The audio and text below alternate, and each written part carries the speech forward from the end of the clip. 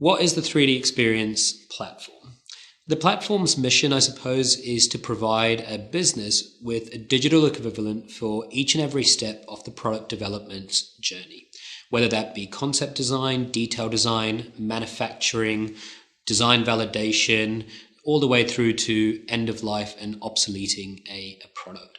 It also provides collaboration tools for internal, external collaboration with suppliers, stakeholders, manufacturers, anyone involved in the supply chain. That's kind of like the big picture answer for what the platform is. More importantly, what does the platform mean for a business that's using SolidWorks?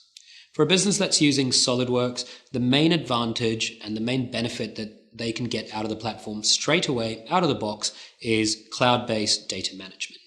It's data management that is CAD aware, CAD intelligent. So as SolidWorks users start to save their SolidWorks data to the platform, the relationships and references between parts and assemblies and drawings are all preserved and updated.